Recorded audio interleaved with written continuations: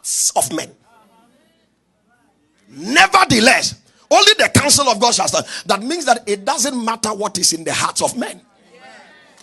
It doesn't matter what they can harbor against you. It doesn't matter the thoughts they have against you. It does not matter. What matters is what God has said, what God has written, what God has declared. Are you hearing me, somebody? What God is saying is what matters. And Solomon said in Ecclesiastes chapter 14, he said, for we know that everything God does remains forever. Oh, are you alive in this way? Say, my life is determined by God, not the devil. I once said here that most often everything the devil does is not him, but God who uses him to fulfill his own purpose. In the book of Job chapters 1, the devil had to go to God to ask permission so he could attack Job. So it was not the devil who attacked Job. It was God who permitted the attack. And even in the attack, God gave restrictions.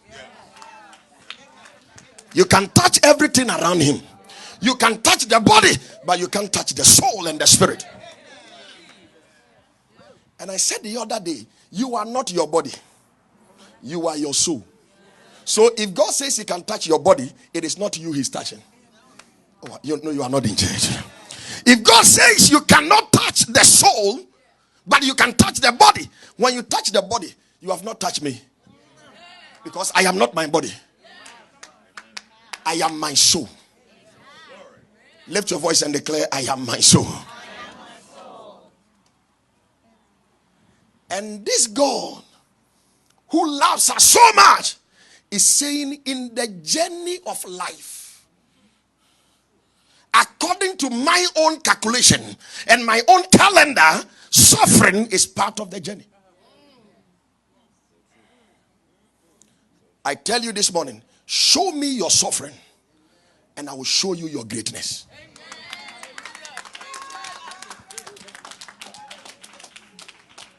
Jesus' name was already there, but the power in the name came after the suffering. That now demons do not know they don't need to see him in person, but just at the sound of his name. Just at the sound of his name.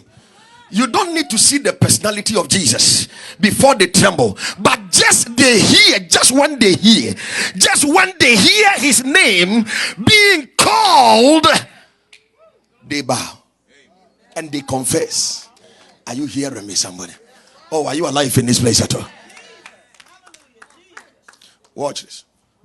When you are putting up a 1-story building and you have another one as 7-story building, are you aware the excavation of the foundation is not the same? Why? Because when you do the same excavation for the one you'll be doing for one building, 1 story, and you do the same for 7-story, you know the 7-story will collapse in no time. The more you want to go up, the more you must go down.